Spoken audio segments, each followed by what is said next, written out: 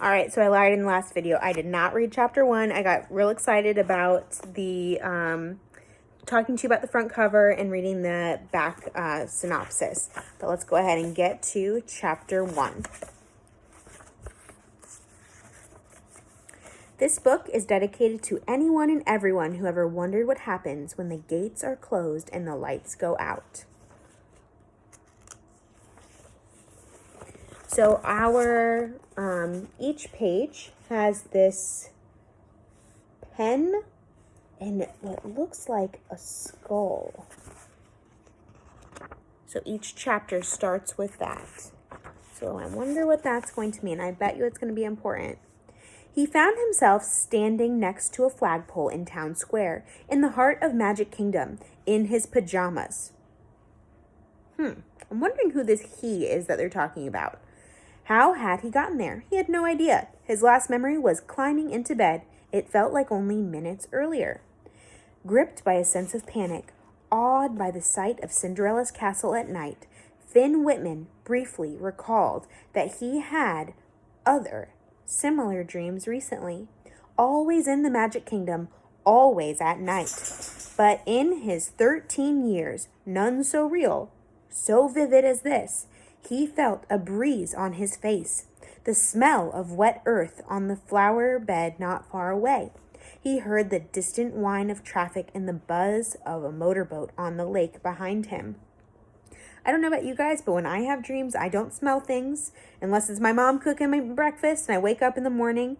But I don't smell things. I don't feel things. When we're just dreaming, it's almost like this sense of it's weirdness. So I don't think he's dreaming. And they told us who the he is. That he's our main character, Finn Whitman. It looks so different, he thought, only to realize he had spoken out loud. Main Street stood empty. Not a person in sight. He glanced around and quickly saw that he was all alone. Not so different as all that, a man's voice. Though faint, it startled Finn. He looked around again, this time trying to find the source of the voice. There, an old guy with white hair on a bench in the front of the exhibition hall. He sat so close to the sculpture of Goofy that Finn hadn't noticed him. Finn moved toward the man, crossing the empty street. He felt unusually light, almost buoyant. The old man wore khakis, a collared shirt, and a name tag, Wayne. "Where is everybody?" Finn asked, struck by the electronic sound of his own voice. "Is it empty?" the man asked, looking up anxiously. "Tell me what you see." Finn wondered if the old guy was blind. He seemed to be looking right at Finn. His blue eyes looked perfectly normal, but maybe he couldn't see. Now, we know from stories that we've read in the past that we can look perfectly normal, just like everyone else, and still have an injury to our eye, and it looks like you can't see. So I think Finn has a good guess here. "Well," Finn said politely, "it's like empty. And it's dark out. And it's just like the two of us." Wayne's expression changed to disappointment. "What am I supposed to see exactly?" Finn asked. "You're only supposed to see what you see." "Whatever that means," Finn said. "It means exactly what it is, if you say so." "Listen, young man, I've been around here since long before any of them were created. I lived in the apartment above the fire station." He pointed at the firehouse and looked back at Finn. "That takes some seniority, believe me." Seniority or salinity? Finn wondered. Living above the firehouse? Finn doubted it. "Nice pajamas," the old guy said. Finn looked down at himself. His pajamas seemed to be glowing. "What was with that?" he said. "I don't mean to be rude, but if you can see, if you're not blind, then why'd you ask me about the park being empty?" Wayne's icy blue eyes drilled into him. "How do you think you got here, young man?" "That depends on where I am," Finn answered honestly. This felt like no dream he had ever experienced. "Very good answer. I expected no less of you." "Excuse me?" I assume that you'd question this. That's only natural. But ultimately, there's only one explanation, isn't there? Is there? Finn asked, confused. The other ones, I'm not so sure about. But you, Finn Whitman? By the way, that's a fine name that you have. A real name with real potential. Finn took a step back. How did this old guy know his name? What other ones? Finn asked. He studied Town Square and Main Street. The street lamps shone yellow. The Cinderella's castle glowed in the distance. All the familiar streets and paths and attractions. But empty. I told you, there's no one here. No one but us. It's empty. Wayne said nothing as he stood and walked up Main Street, past the shops and toward the castle. Finn found himself following right along.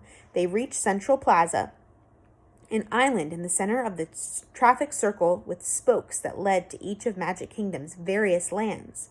Tomorrowland, Frontierland, Liberty Square. They stopped in front of the statue of Walt Disney with Mickey Mouse. The castle rose majestically into the night sky. So right here, I know that many of you have not been to Disney World, and that's okay. I have posted in the YouTube channel, I've posted a video of a tour of Magic Kingdom. Each time we come up to a ride in each of the chapters, I will be posting that ride so you can see what it looks like as if you were on it. And I'll be posting a map so you can follow our characters where they're going. So it's okay if you don't know what I'm talking about right now. What time is it? Wayne asked. As Finn brought his arm up to look at his watch, he saw that his arm wasn't exactly his arm. It was glowing. Not only glowing, but he could almost see through it, as if, "What is going on?" Finn asked. "What is with my arm?" Finn sounded critical as he said, "Figure it out." He then reached into his pocket and removed what looked like a remote control for a car. A small black plastic fob with a single red button. It looked like a garage door opener. "What's with that thing?" Finn asked. "This button will send you back." Back where? Finn felt a jolt of fear. What if this wasn't a dream? He studied his arm again, then his other arm. He looked down at his legs. His whole body was glowing and vaguely translucent. "Back to bed," Wayne answered. "So it is a dream? I thought so." "Oh, it's not a dream." Finn saw a pair of 4-foot-tall chipmunks come out of the castle. They walked down a path, turned left toward Toontown. He felt himself staring. He recognized them. "What?" Finn asked excitedly. "Nothing," Finn answered. "You saw something!" He practically shouted in Finn's ear, causing Finn to jump back, startled. Wayne leaped up, suddenly years younger. He pulled Finn to his feet. "You saw something!" he thundered. "Hey, what's the big deal? Tell me what you saw." "You saw it too," Finn told him. "Which character?" Finn felt relief. Wayne knew Finn had seen a character, which had meant that he had seen it too. Making Finn actually name the character was some kind of game, but Finn was good at games. "What character did you see?" Finn asked. "You want me to push this button?" Wayne threatened. Did he? Finn wasn't sure. If it wasn't a dream, the black remote control fob represented a way out. When was the right time to use it? He hoped to stretch this out a minute longer. It was fun here. He glanced around at the sound of footsteps. Goofy went tearing past them, not 30 feet away, and headed to Frontierland. Wayne never moved, never looked in Goofy's direction. "You're playing head games with me," Finn said. "Am I?" "Goofy," Finn said. "Are you asking me if I'm Goofy? I've been called worse." Wayne studied Finn. His old leathery face brightened as he said, "You saw Goofy." Maybe Wayne needed a hearing aid. He seemed prone to fits of shouting. Finn backed off. "Yeah, so what? You would have too if you bothered to look." Wayne probably couldn't hear all that well. He obviously hadn't heard Goofy's footsteps because he hadn't turned around to the sound. Finn decided to test Wayne. "Chip and Dale," he said. "You saw them, right?" You saw Chip and Dale? He made it sound like Finn had won the lottery. What was with that? This is getting a little weird. I think I want to go back now. Finn heard himself repeat some of what Wayne had told him, though the words didn't fit in his mouth all that well. It sounded like someone else was doing the talking. I'll push the button if you like, but I have to warn you. Wayne fiddled with the name tag pinned to his uniform. Warn me about what?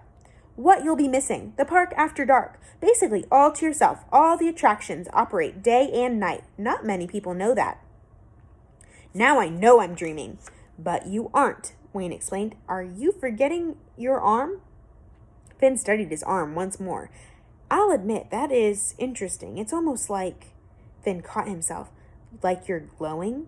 Wayne said in an all-knowing I told you so tone of voice. Am I? What might account for that? Wayne inquired. Finn understood somehow that a lot of this hung on his answer. His imagining this place or dreaming it or whatever was happening to him. His ability to stay here, to return. He wasn't quick to answer. He didn't want to face what Wayne was suggesting. I give up, he said. No, you don't, Wayne protested. You never would have been chosen for this if you were the kind of kid who gives up on things. You're a finisher, Finn. That's what I liked about you from the start of your first audition tape. Stunned by what the old guy had said, Finn felt his mouth go dry. How did Wayne know about his audition tape? Exactly how complicated could this dream get? Who are you? Finn blurted out. I am Wayne. I work here. I was one of the first people hired by Walt Disney to imagine this park. The rides, the attractions, they call us the Imagineers. You knew Walt Disney? Finn tried not to sound impressed. He was my boss, you might say. At any rate, he's the reason I'm here. The reason you're here. Me? I know this can't be easy. It's a dream, Finn said, thinking, what's so hard about a dream? No, it's not a dream, Wayne said. Take a look at the moon. Finn didn't move. Wayne's voice became more severe. I said, look at the moon. Finn had to turn around to locate the moon. A half moon, looked like a crooked smile, hung above the horizon. When you wake up, when you think you wake up, take a look out your window. You'll see the same moon, and you'll know. Know what? Finn asked. That you were here, sitting here in Disney World with an old guy named Wayne. You're telling me this isn't a dream? Finn felt his words catch in his throat. We've got a problem. A big problem. A problem that affects not only the park, but the world outside the park. We call them the Overtakers. The what? Finn didn't like the sound of that.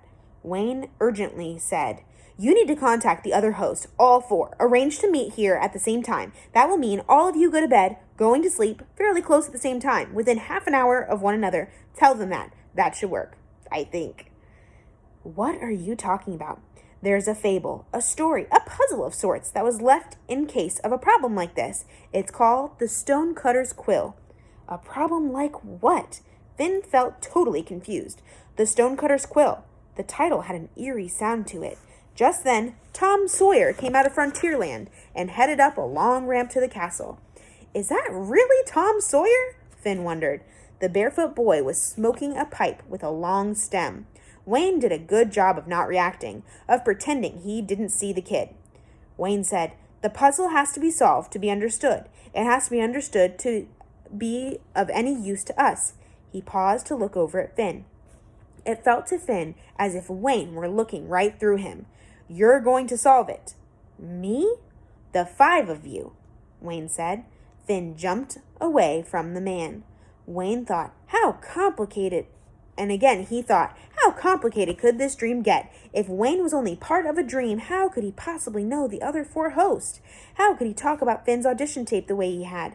It was sort of all related, all rolled into one, but Finn couldn't sort it out. Finn said, you're talking about MGM Studios? Of course I am, Wayne said. You see, I knew you were the right one. You're a leader, Finn. I don't have the slightest clue of what you're talking about, Finn said. Nice try, but of course you do. You know exactly what I'm talking about. You just don't want to face it. Perfectly understandable. That will change. A fable, Finn said, testing him again. Could a dream remember itself? The moon, Wayne reminded him. Don't forget the moon. I won't. All 5 of you. I need you all together, here, all the same place at the same time. I can explain it to you then. Once, as a group, Just the one time. You can decide as a group to help us or not." "Us?" Finn said. "I'll explain that later." "This is the weirdest dream I've ever had," Finn said, not realizing he was shouting. "You'll get over it," Wayne said. He raised his hand, the one carrying the black remote control fob, and pressed the button with his thumb. Finn awoke. Sitting in his bed, his bedside clock read 2:07 a.m. He collected himself, checked his surroundings. He reached to touch the glass of water next to the clock, just to feel as if it was just the feel of it was reassuring. Thank goodness, he thought. A dream, he wondered. Whoa, he heard himself say out loud. What a dream. This time his voice sounded like the way it always sounded, which reminded him of how thin and electronic it had sounded in the park. "Whoa," he repeated, just to hear himself say it. He scratched an itch on his head and another on his belly. That felt better. He laid back down, his head on the pillow, his green eyes wide open in the dark room. All at once, Finn spotted a shaft of light, bluish light, on his ceiling. It was the shape of a knife blade. Moonlight. Finn slipped out of bed with trepidation. He crept toward the window, afraid to look. The closer he got to it, the more his face was bathed in the pale light seeping through the small crack in the curtains. Finn raised his arm and caught sight of his watch. His arm appeared solid. It did not glow and shimmer the way it had when he was with Wayne. That came as a relief. Finn parted the curtains. There, out the window, hanging in the exact same place in the sky where Wayne had pointed it out to him, he saw the curving smile of a half moon. Could he have known that in his sleep? How? He looked again. The moon seemed to be laughing at him.